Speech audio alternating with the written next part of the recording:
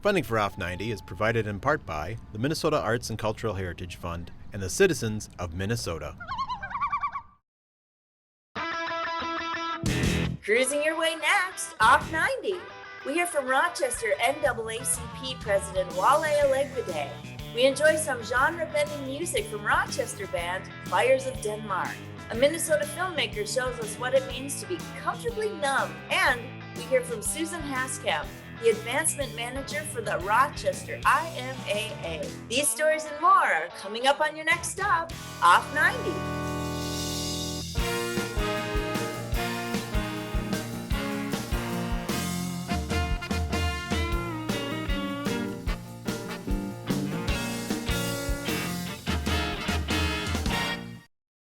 Hi, I'm Barbara Keith. Thanks for joining me on this trip off 90. First, we hear from Rochester NAACP President Wale Elegbede about his journey from Nigeria to Minnesota and his experiences along the way.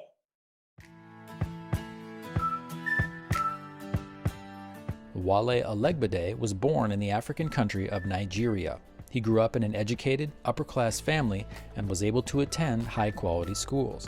It was during a school day that the then 13-year-old's life would be changed forever. I was in the Nigerian Navy secondary school, and I was 13 years old, and the commandant called me up, and whenever your commandant in school calls you up, it's not a good thing. It's like, so I had no idea what was going on. Wale's uncle sent someone to his school to pick him up, but he wasn't told anything about what had happened. But when I went there to my uncle's house, I saw there was a big crowd. I saw my mom, and I just started to cry because I knew there was something. I knew there was something wrong, and so that was tough.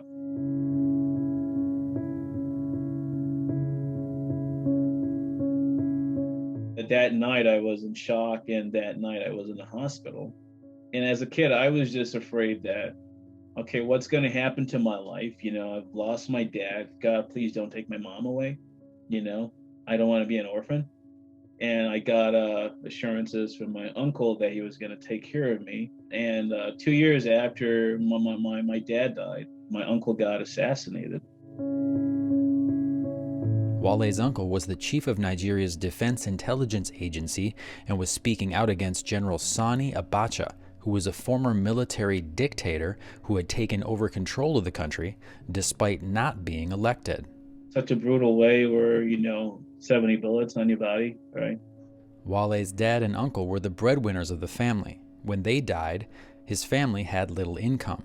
Today, despite the losses, Wale feels grateful. I'm grateful for the short time my dad had, that I had with my dad, because in those short 13 years and my uncle's 15 years, I've learned so much to fill my cup for a lifetime. He says his dad taught him the importance of integrity, of helping others. He taught him how to be a good husband and how to be a good father to his own kids. My dad would always call my mom, honey, honey, honey, singing, dancing, helping people in the community. The lessons that my dad gave me in terms of just the work ethic, education is the best legacy. Working hard, treating people well. Everybody has a role to play, whether you're big or small or whatever your station is. Acting, choosing to act is extremely important. So. Wale began learning English at birth, and from a young age he was intrigued by the ideals of the United States. The concept of America just always appealed to me. When I was thinking about college, it was really, I wanted to come to the United States. It didn't really matter to me if it was in Alaska or Florida. I just wanted a really good education where I could provide for my family and also learn some skills to better my community. Wale came to La Crosse, Wisconsin to attend college. There, he worked his way through school and learned computer and database programming skills. He also learned a new culture. People were laying out on lawns, that didn't make any sense to me. Why are you gonna sit out in the lawn, and it's really hot? I mean, now I get it, because it's like, hey, we don't see no sun. After college, Wale started a software company, then worked for the largest furniture company in the world, Ashley Furniture. Today, he's in project management at the Mayo Clinic, a place he loves and wants to retire from.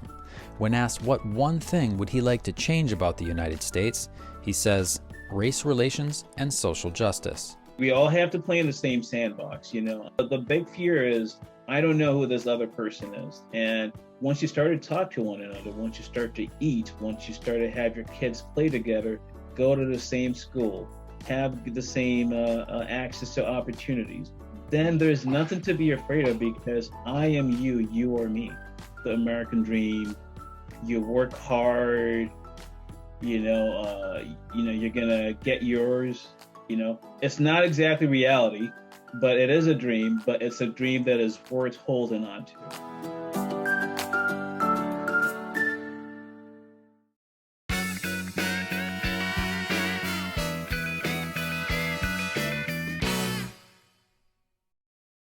Throughout the pandemic, it's easy to say we've all experienced new levels of social isolation and loneliness. This short film explores what it means to experience alienation and burnout to the point of becoming comfortably numb.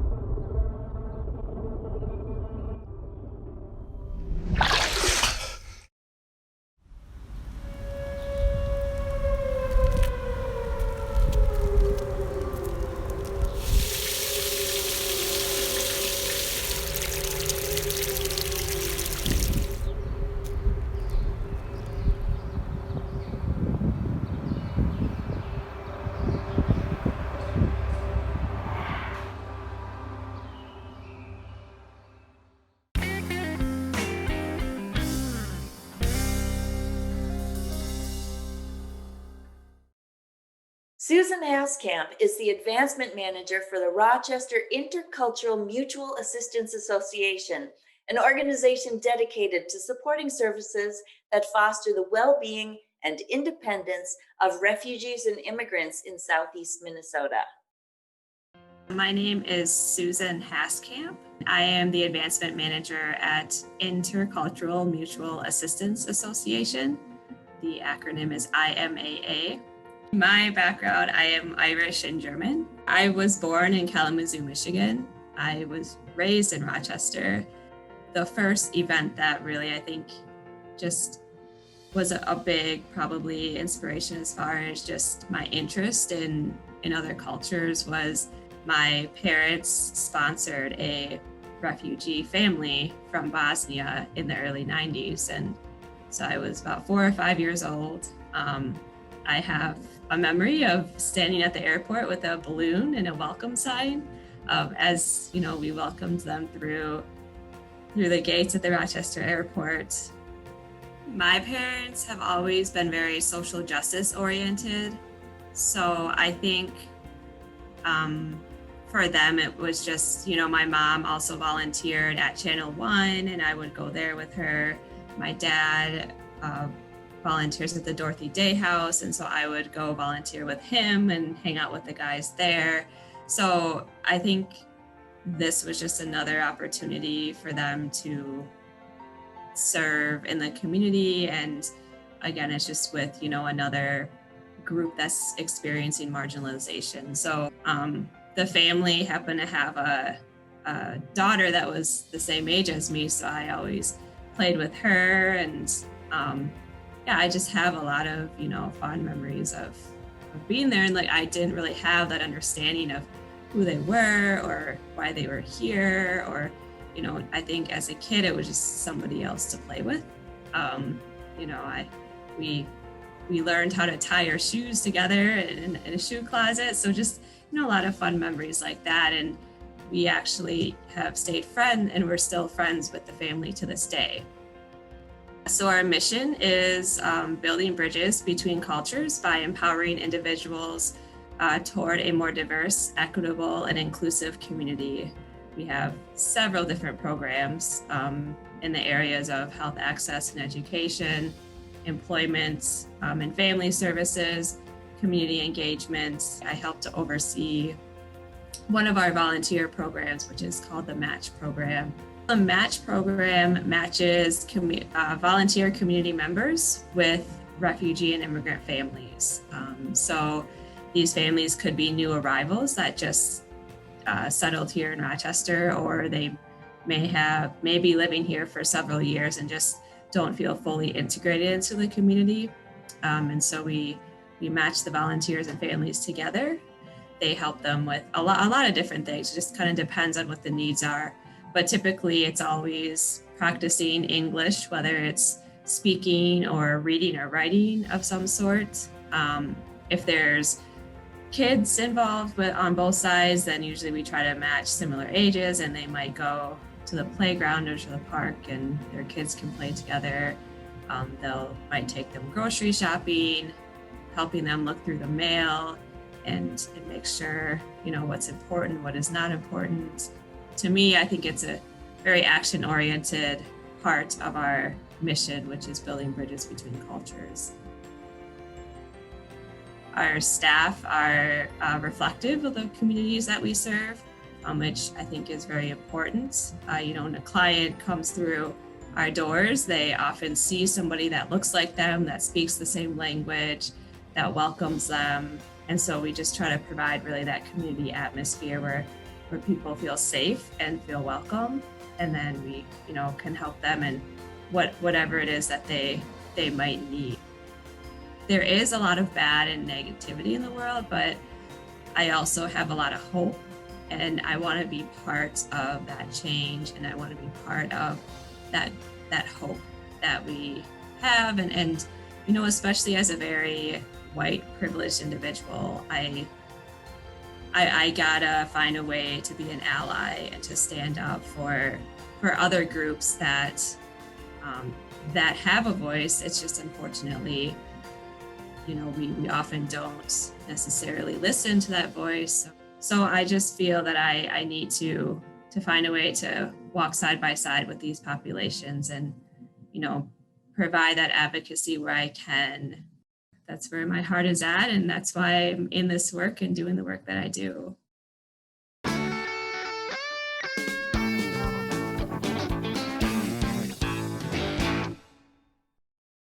Fires of Denmark is the brainchild and musical project of Mike Turrell, who writes, performs, and records all his work.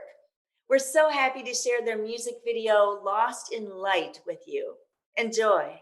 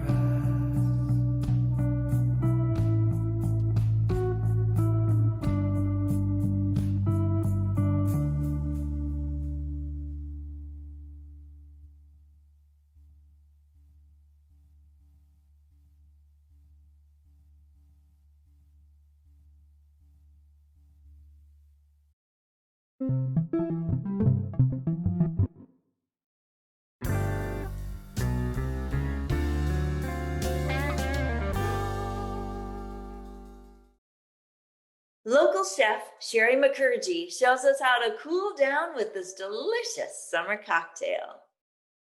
Hi everyone, my name is Shari Mukherjee. You may have seen me on MasterChef Season 10. Well, today I am here to show you guys how to make a really cool and refreshing drink for the summer. It's been hot outside, hasn't it?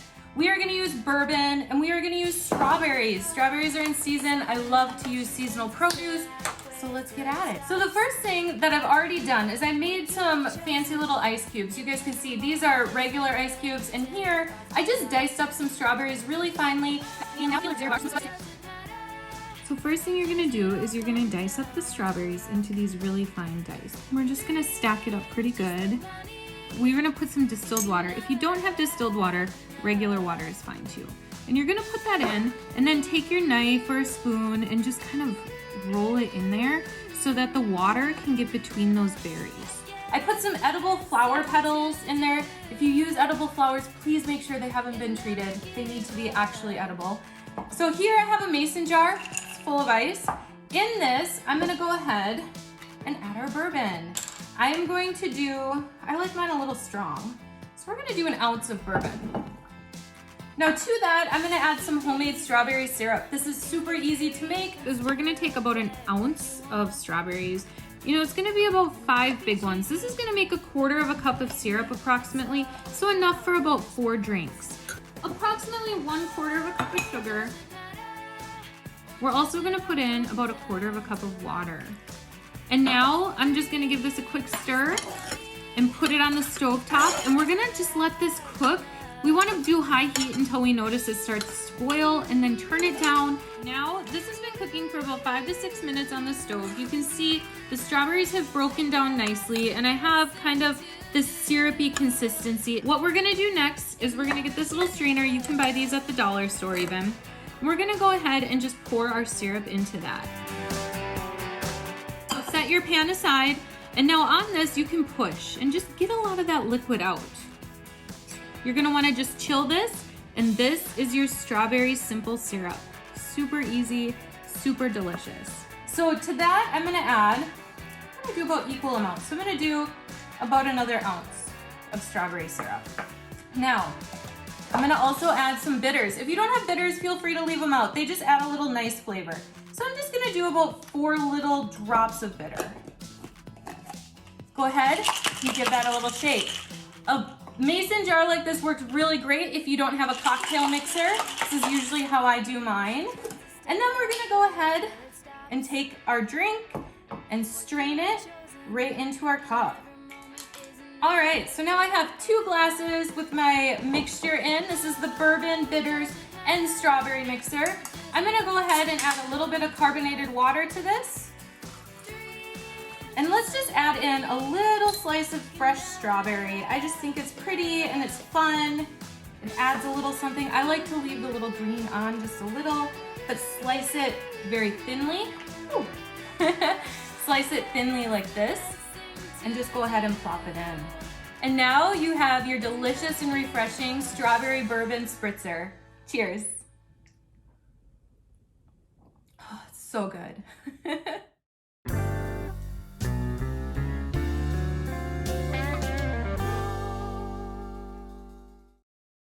We've reached the end of this tour off 90. Thanks for riding along. See you next time. But before we go, we hear a story about how streetcars revolutionized travel throughout southern Minnesota in this History in a Minute segment from the Blue Earth County Historical Society. Transportation around Mankato took a new turn in 1886 when a horse-drawn streetcar system was put into place. This track was 20 blocks long and ran along Front Street. With the lack of ridership, this streetcar system went defunct in 1895. It wasn't until 1908 that another streetcar system was attempted again. This time it was electric. May 1st, 1908 was declared Streetcar Day, and the new lines opened for business. This new track went along Front Street, but also up Main Street Hill and near Sibley Park. There were new tracks added in 1913 in an attempt to get new ridership. The 1920s saw a decline in riders as the cars needed repairs and there wasn't money for it. On March 1st, 1930, the last streetcar ran in Mankato. For more information about historical topics, visit our website at blueearthcountyhistory.com.